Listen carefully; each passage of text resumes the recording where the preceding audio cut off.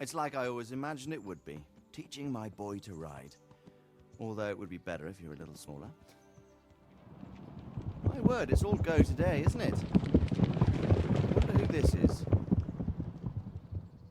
I think I know. It's Margrave Jobst. The king's cousin? I wonder what he wants. I guess we'll find out soon enough. Hmm.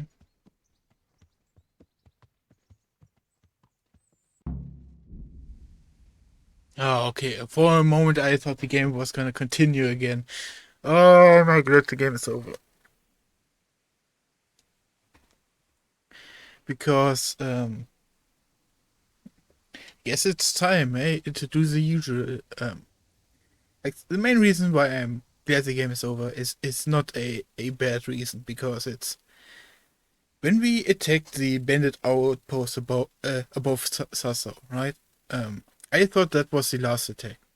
I really thought the game would end in the grand finale attack there, but then it continued in Taumburg. The twist of Taumburg in of itself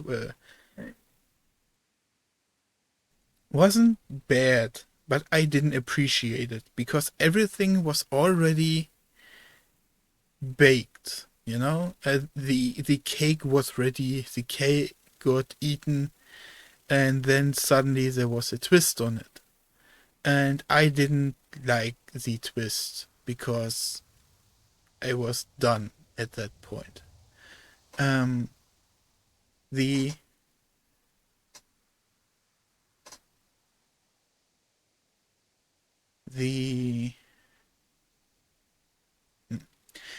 I guess I haven't really thought about it, how I would describe it, but the siege in of itself is actually well done. You know, everything makes sense to get those cinders to burn, to get those other things to supply the siege. But in a grand total of things, it just felt too tacked on, too prolonging in the story.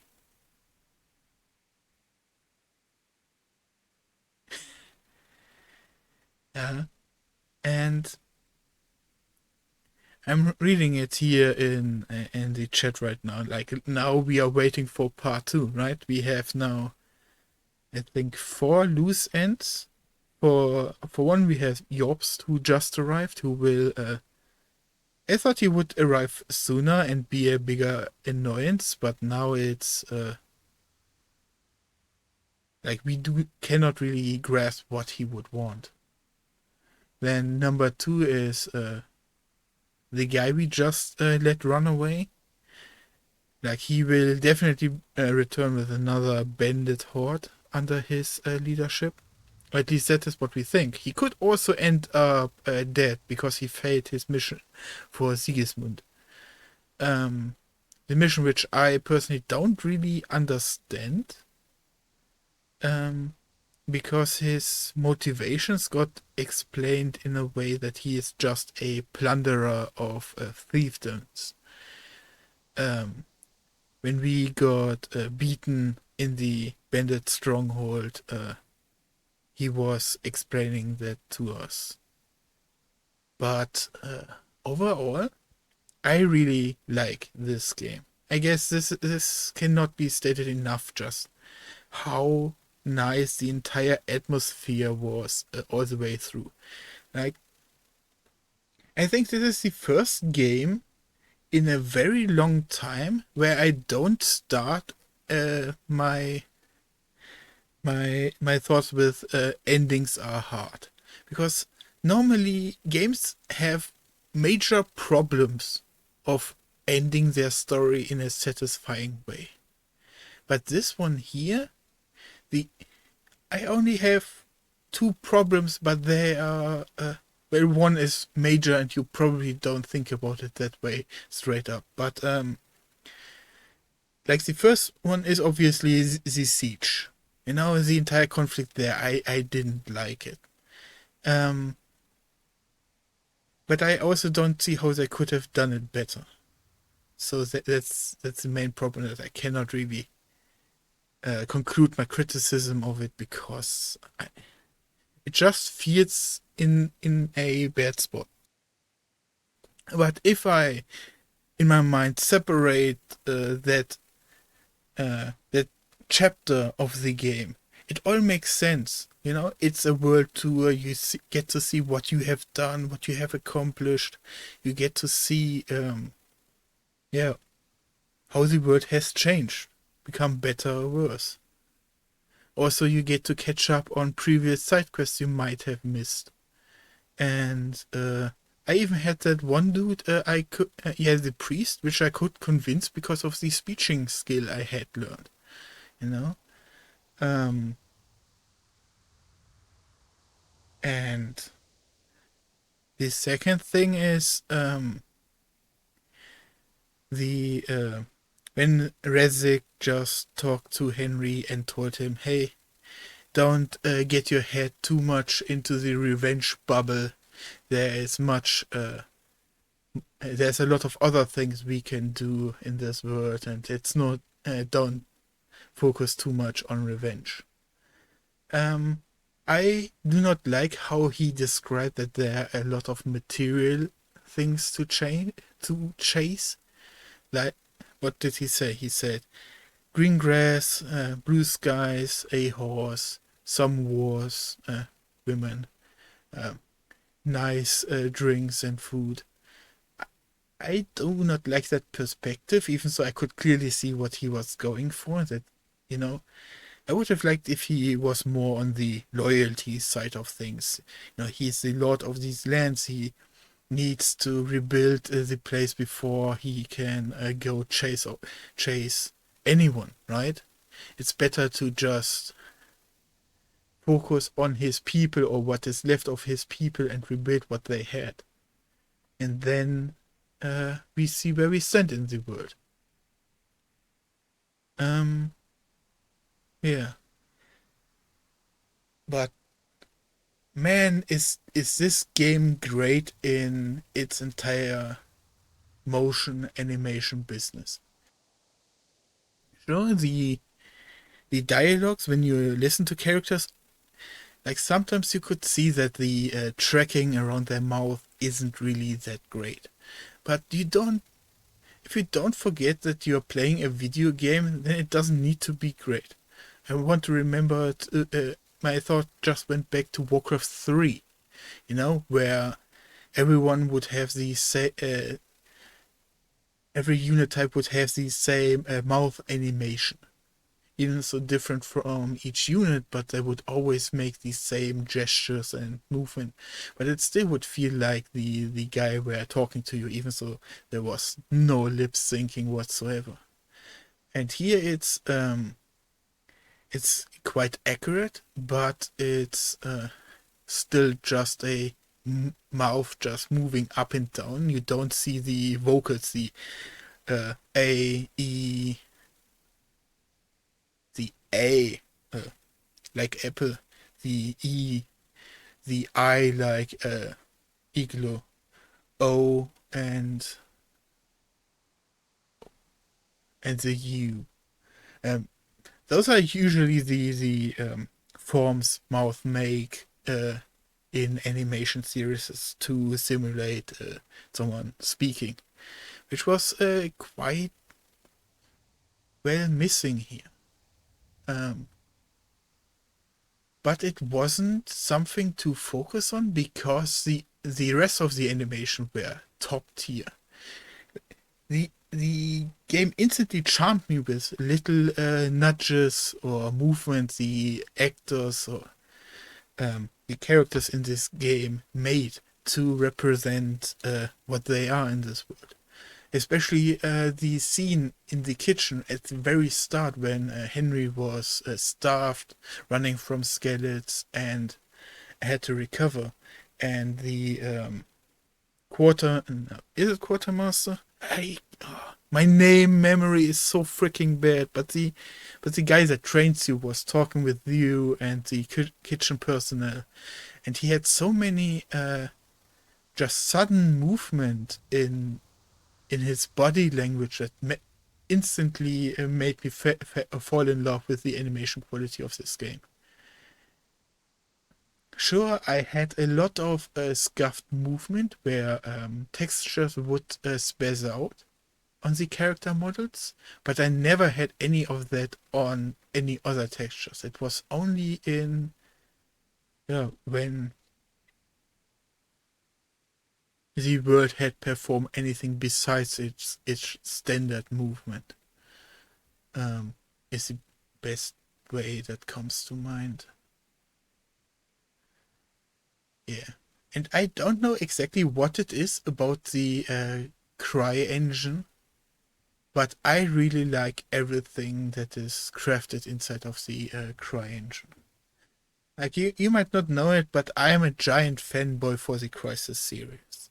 Sure, Crytek ever since then has not been really up to par, and even, like, a little bit of history, after Crysis 3 they had major money problems and went more into the free market of mobile games, and they have a horde shooter out there, but they only recently attempted to come back into the AAA market with the announcement of Crysis 4.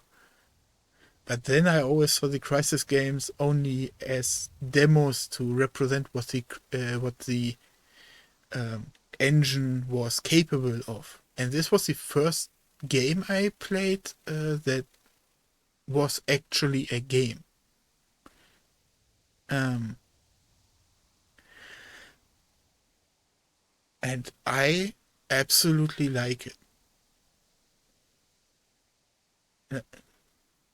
I should really list up what is there to like, but it's always will sound like the same thing. The dialogues felt like actual dialogues, like nobody was reading from a script. I early on compared it to something I was doing in school, and I'm gonna repeat it because I feel like it's. If you didn't know about it, it will be at least a technique of how to make speeches better. You know, how you get the task from your teacher to make a little, you get a topic and then you have to talk about it in front of the class. One time, a teacher got my comrades and me, my team and me, to he got us on the Wikipedia topic. You know, he knew we were, or they were blatantly stating what was written on Wikipedia. The only reason why I went under the radar is because my text, I completely rewrote it in my language, basically. I just thought about how would I say this. And then I never needed to read much on the note papers that I had. And I had 3 pages of note papers, but who has time in real time to actually read that in front of the class? You were supposed to act, to be present, and to talk to the people that are there, and not to just read the pages. So I thought to myself, hey, let me just rewrite everything into how I would say it. And I got 1 up on the note papers, so on the rating. So, pro tip. And this game feels exactly like that. That each text that was said was something natural. And even in the best movies, like Lord of the Rings or the early Mission Impossible movies, you would still feel some awkwardness from the actors when they were saying stuff. But I never... No, that's not true. Of course, the moment I want to say I never found one, I get 3 examples in my head from the innkeepers. Like the guy we got the ale from, when I first talked to him, was a bit weird. And I think it's the one in Meroyet. So of course I get the negatives right then. Typical me. But yeah, that still is a 99% a quota of really well delivered dialogue all throughout the world. And I cannot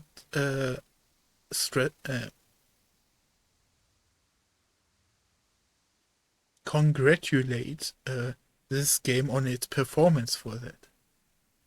But of course, this game is not all cookies and sunshine.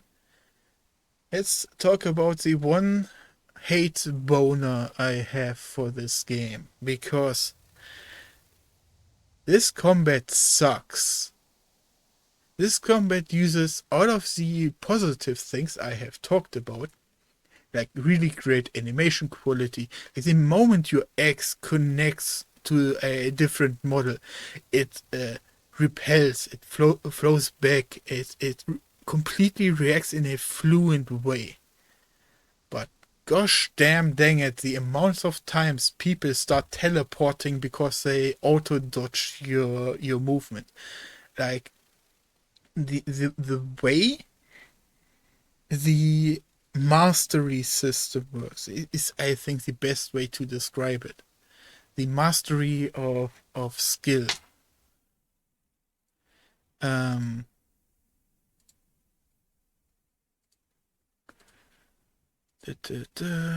close something. What the frick is this? What is close this. I went one time and retrained, but I would have to see which of these is it, because I definitely wasn't unprepared for this. Welcome to my desktop. That's not this one. Was it here? Right, because I was retraining from swords to axes, right? So I was just freaking fighting. But what this game does is you gain skills, and as you gain those skills, you become better at combat, and you will be able to predict enemies' movement and stuff. Like, the reason why I don't have anything on me is because I noticed that if I fight, my armor gets damaged, so I didn't want to deal with the repair costs, so I unequipped and just fought. But if you fight, so you learn skills and you become better, which is nice on the surface level. But the moment you fight someone who is way above your skill cap, it becomes so obnoxious and hard to fight. They start manhandling you at some points. A skill someone taught me, which I would have definitely missed if he didn't wrote it in chat, is the Masterful Strike. Is when you are able to perfectly predict what the opponent is doing, and then you get to do an instant counter. And often my opponent would start teleporting into these strikes, or after I had staggered someone, they would go into the blocking animation of sorts. I remember that there was a scenario probably towards the end here where that was quite often. Else I'm gonna go to the Twitch reward of my last tournament, because I remember that my opponent was really hardcore doing it in those fights.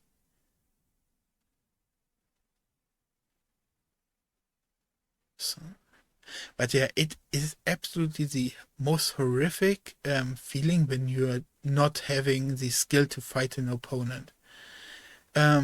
Plus, you get the experience for fighting only if you body hit. You don't get any experience for the just slashing, only if you're actually hitting your opponent, which then results into a slow progress or almost stagnant progress, as this training master is way above your skill level and will block 8 of 9 hits.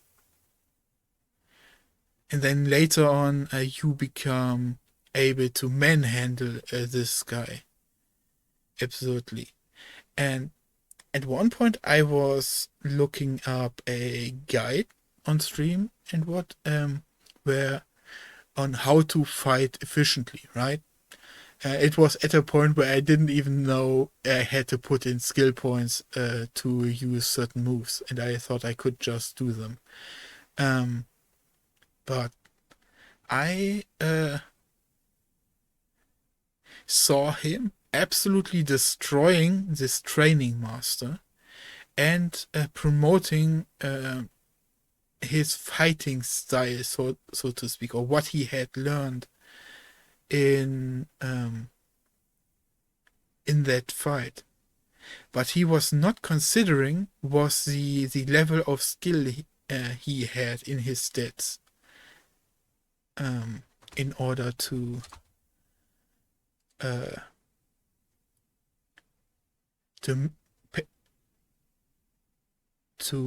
call attention to the actual problem like I'm doing right now. It's gonna be a long, tedious, annoying way until you reach a skill level where you are actually allowed to start fighting people instead of being manhandled. Number 2, because hopping more onto the topic of skill levels, this thing, before I get into the last point of combat, which has also to do with this skill in of itself, is the lock-on system. Yes, you can use Tabulator to have a different lock-on star. It will have a circle and the camera will do more. Will try to get more focused on your enemy. What exactly it does, I'm not too sure, because I have the same problems even if I press Tabulator, which is why you never see me activate it, because I still am capable of completely losing lock-on. It's something I'm very good at. But the lock-on system brings a different level of annoyance to it, which we can see here. It's probably a bigger problem for me than other people, but it definitely is a problem also to people with motion sickness, because when you are locking on to someone, he is always in the middle of your screen. If you start dancing around him, he will be stagnant in the middle of your screen and basically be like a static PNG, a picture, while everything around him is moving.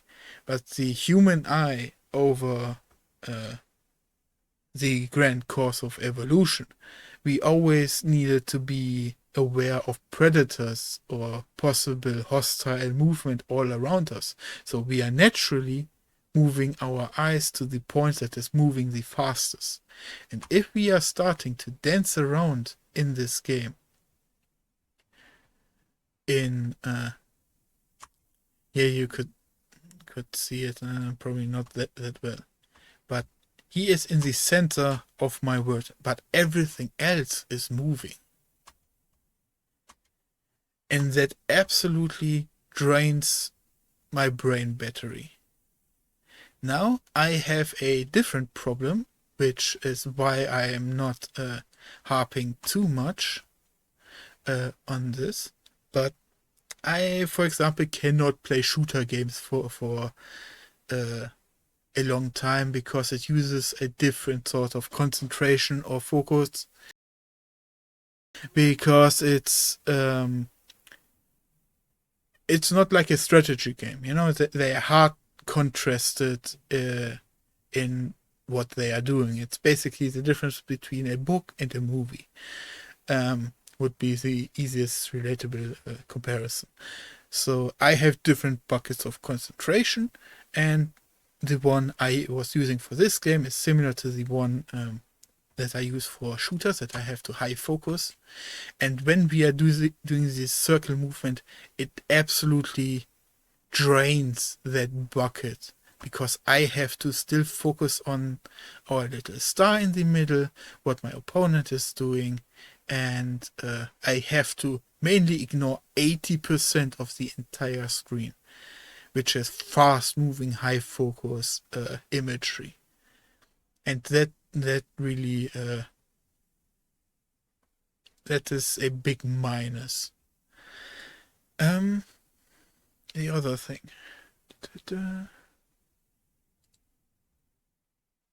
It should be... Is it this one or that one? A moment, please.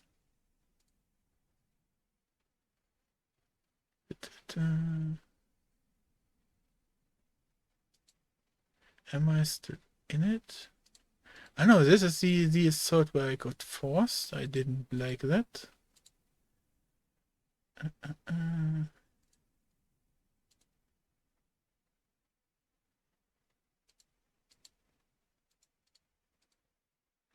It is probably in one of these.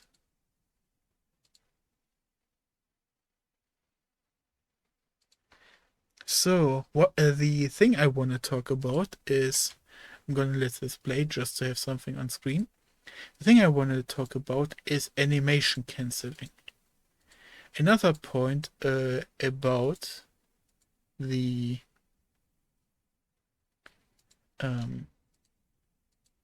combat system highlights one of the strongest negatives or strongest flaws in the animation system. That if you what I'm hearing is this what can't find a good example, so I'm hoping this one brings it.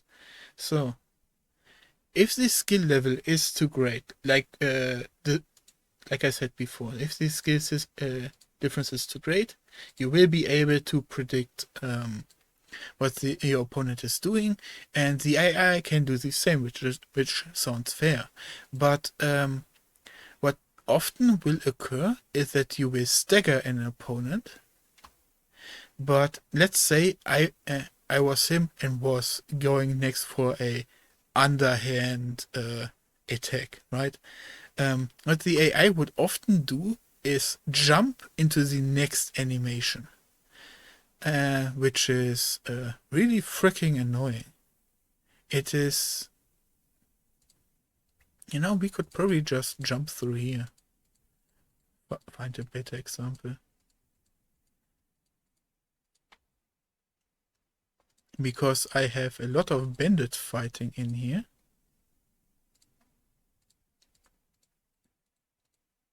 Since I was doing hunting and bandit farming off stream, those were things I just wanted to do and didn't really think I would be entertaining when I'm not talking but doing stuff, right?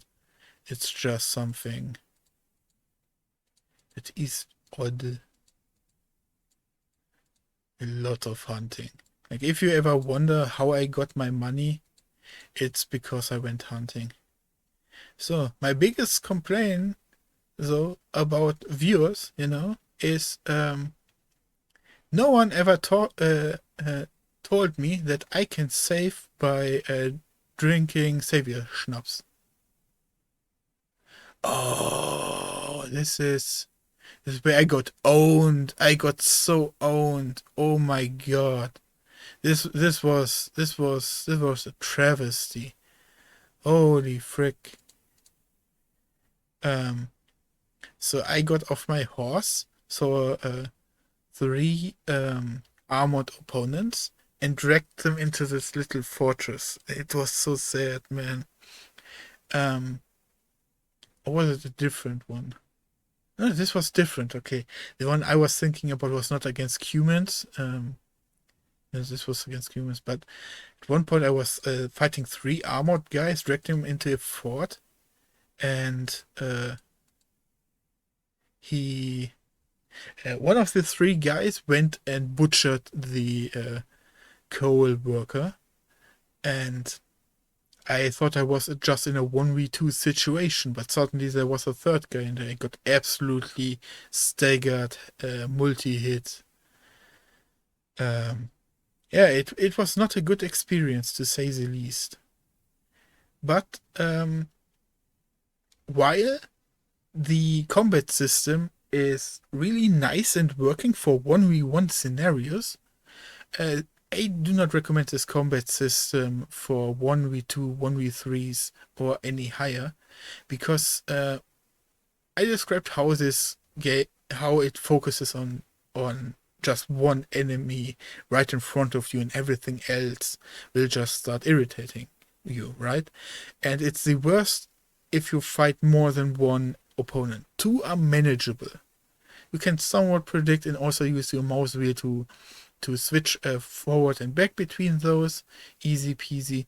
But a little bit unreliable. But after a while, I noticed like these glitches to the side, but they can be more prevented if you do the tabulator thing. So I'm not gonna be too much on that. It is probably one of the better fights I can show for when I fight someone who is way better than me. Because this guy is absolutely destroying me and I cannot find a single opening, so I decide to, well, shoot him. Because if you suck at fighting, the game gives you the out of managing enemies with arrow. I hoped for a crossbow towards the end of the game, but I don't mind it that it didn't happen. Like, crossbow would have been nice to catch up people that didn't go into archery. Or maybe if you have noble gestures and stuff, you would get that as a technology unlock. Where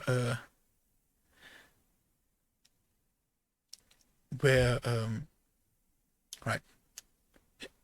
In the end, if I go more into why a crossbow would be nice, I would describe a completely different game. So it would have been nice, but not a necessity. Isn't there a tutorial at the very start where savior snaps will be explained to you, or tells you all about saving the game by drinking it? No, or half true. Yes, the game has the girl hand over you 5 savior schnapses, but she only tells you that it is your favorite kind of beverage because how safe it will make you feel. But the game doesn't explain anything more than that, and you would think, hey, that is retard proofed, right? Well, I'm not smart. Yeah, I'm an intelligent being, but I'm not smart. Yeah. Yeah. Also, this is why I wanted to critique the viewership a little bit, you know. I had a lot of different viewers, a lot of different interactions, but none of you guys have ever told me why the frick are you constantly saving and quitting instead of just drinking savior schnapps. You know? I actually had to find that out later on when I had a little interest into modding. Because I found 2-3 mods that were saying, hey, how about you can now press F5 instead of drinking savior schnapps to save. Yeah. I learned that about 72 hours into the game. So now comes the question, hey, why didn't you start drinking savior schnapps then? You know, if you knew about it. And, well, I'm simply thick-headed and stubborn and was just waiting to see if someone was then at some point show up and just tell me, hey, you can do this. So in a sense, I tried to justify my stubbornness with saying, hey, I'm just waiting till someone tells me.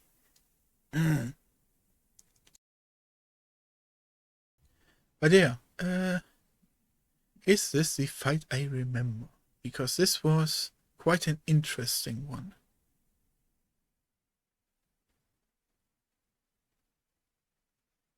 Highly possible. I'm looking for the fight where I would, if this is near Sasa, where I was fighting 7 armed opponents and had to abuse the movement system a little bit. But no, they are only medium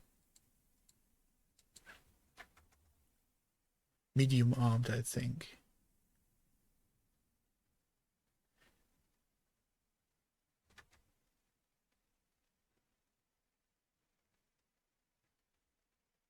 Yeah, nah, this is not the fight I was thinking about.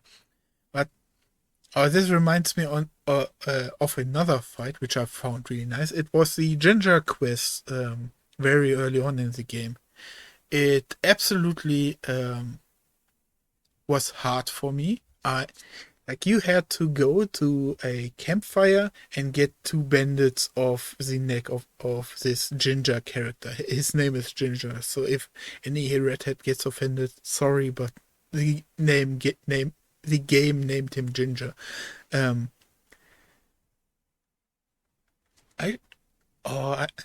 don't have it on Twitch anymore. It's too old.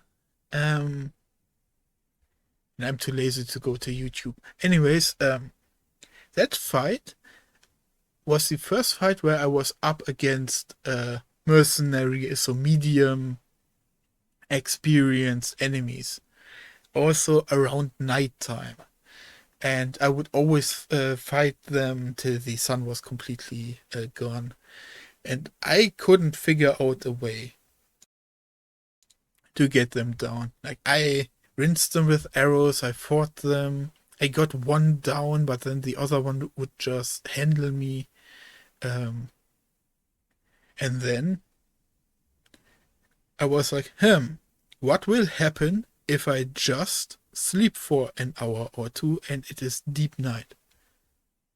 And they slept without their armor. I found that to be one of the coolest thing about this game, because I fought them for maybe 2 hours and couldn't get through. I barely even saw any light ray of how I could beat them. And then my brain was like, hey, maybe use your wits, you retard. And I just slept for 2 hours and they were naked in their bed. So I went to them and stabbed them.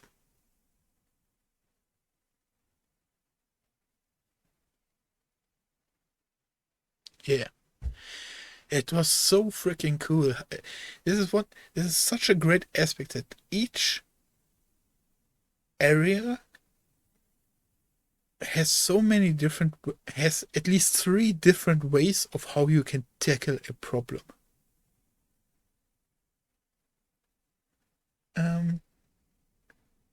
And then the monastery. My entire playthrough, like I described before, I was this strongly willed Christian, but I wasn't loyal to one woman kind of guy, with strong loyalty bonds to like everything besides sexuality, basically. But when I got into the monastery, I got hit with the book. I like the monastery because it's a chapter in the game that lets you catch up on alchemy, on reading, and everything that is connected between those two. Basically, the things you would normally do not want. or easily ignore because the benefits of learning those things are not that great. Not that great. They are more fluff things, story stuff. But if you're up for that, reading is definitely something you want to do in this game. But yeah, so suddenly being, in quotation mark, forced to learn alchemy was really freaking nice. Normally, if a game forces you, it's something annoying. Like, alchemy came back later, hey, how about you brew me 60 potions, But at least thanks to the monastery, I knew how to do it, And when I did that here a few hours ago, I got bored out of my fucking mind. Like, I got 25 potions before I went and looked up here where are the alchemy traders, how many can I buy from them on a daily basis, and then filled up the rest of my potions with the alchemy traders. But I really like this section in the monastery where you get catched up with the stuff you might have missed, which are really cutesy and nice. And the thing I didn't like about the monastery is how a brute like me got hit with thievery stuff.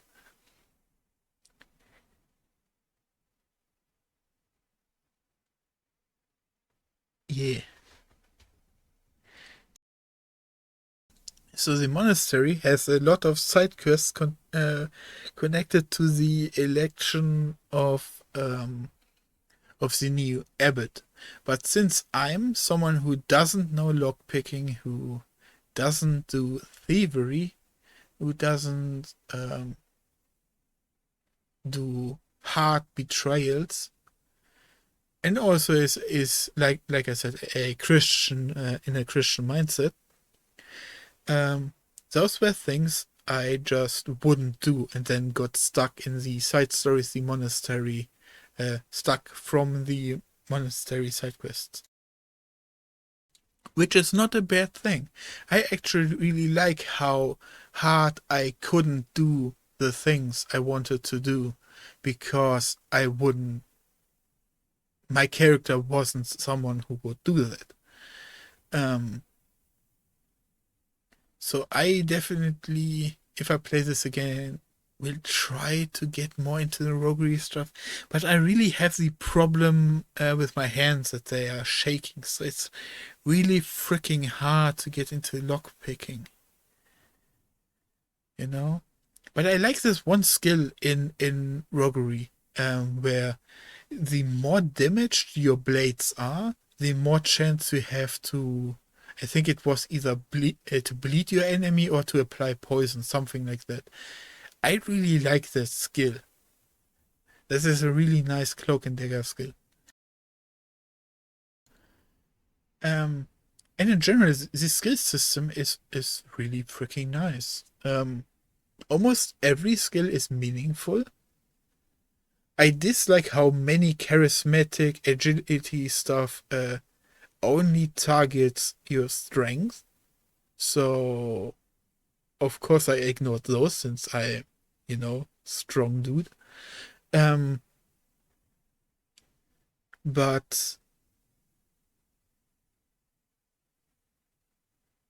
I have lost my train of thought. Yeah. I think there's only one. I guess I can just say the quota. I really like this skill system. It's highly in depth and has 70% meaningful upgrades for every area. There is barely a skill that doesn't matter.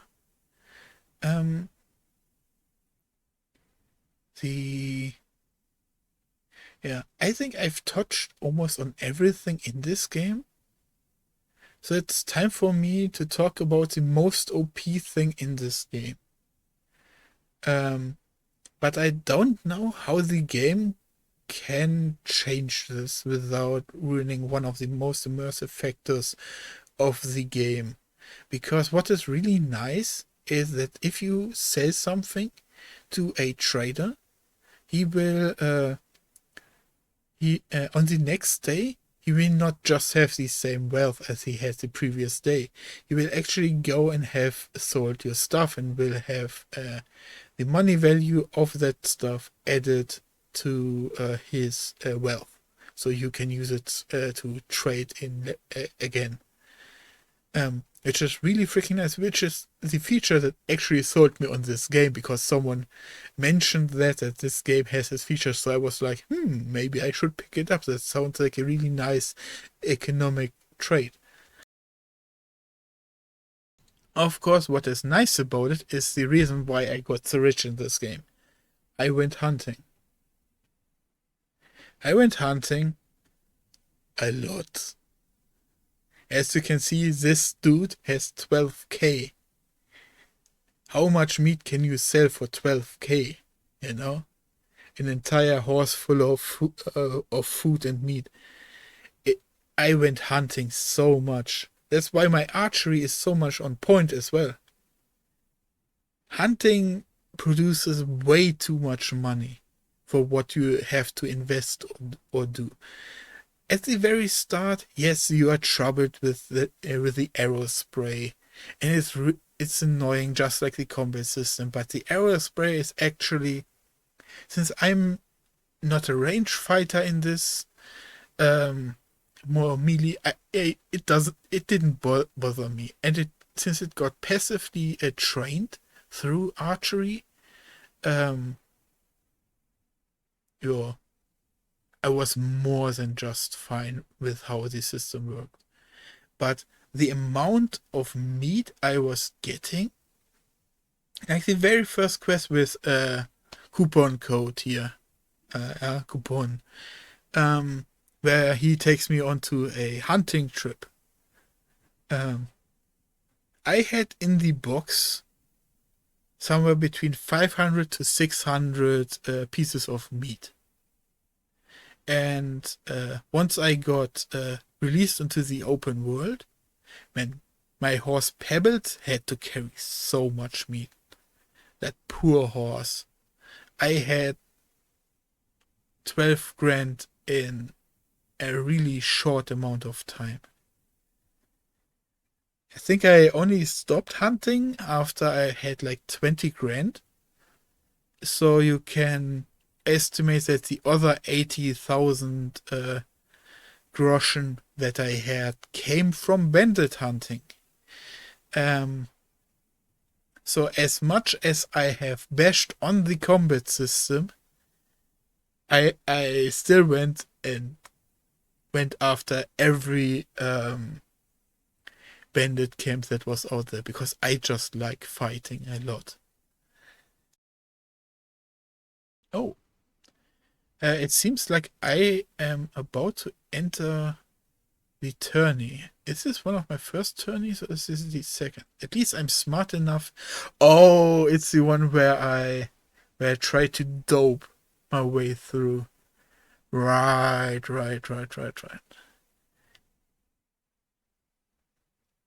Oh, it started raining. One moment, please.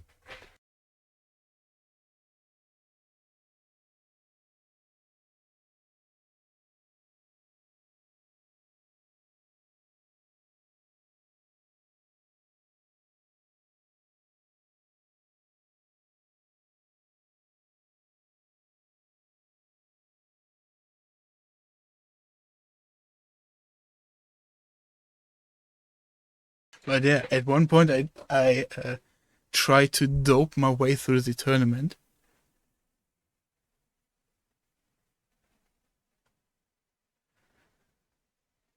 Yeah. When I got to the point where I actually doped myself in a tournament, the warfare potion fucked me over, and I actually, if I were to change something, I would make the potion affect your awareness more, because having effects like on the warfare potions that mess with your visuals, I do not see a negative to it. Sure, they are annoying, but it's the ends justify the means sort of way.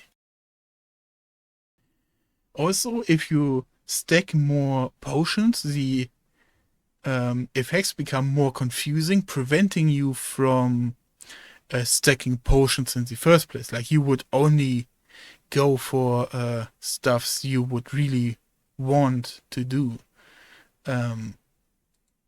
instead of power gaming your way through. So I wish for more visual effects on here was them. So I was just hunting for more bandits, right? Then this poacher runs into my horse. It's like, what the frick, dude? So I went and punched his lights out because I was pissed off. And this reminds me of one of the most imbalanced things about this game in general. Each fist fight, the game doesn't force off your armor. Like, you have 2 or 3 quests with fist fighters, and they should be done naked.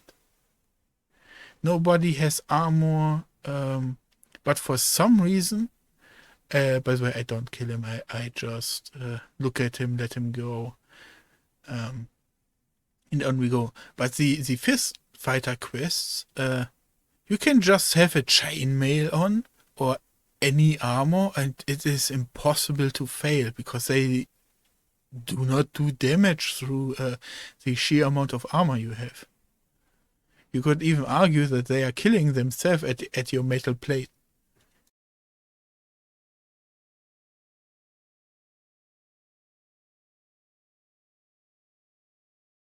Yeah. So. But I think that is it.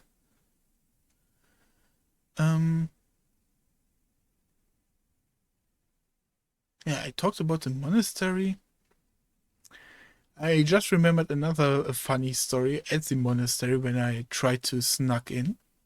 And earlier I found a letter. Right, I just went into the observer's office because I noticed that his back door would allow me deep into the monastery establishment, and I wanted to find out how deep it actually goes. And then later on, I came back and took a look at his second bureau, I guess. Just browsed through the books for some hints as to how to get in, and I didn't really read. I only read like the first 2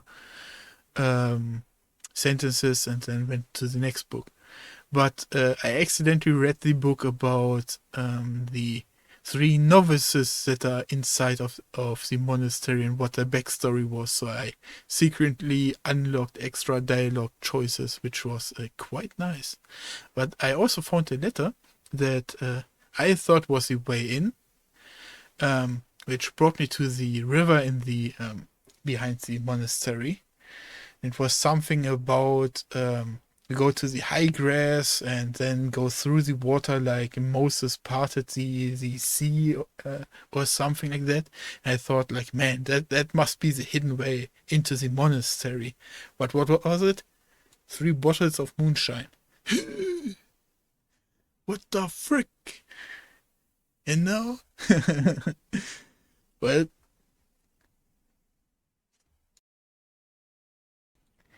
yeah.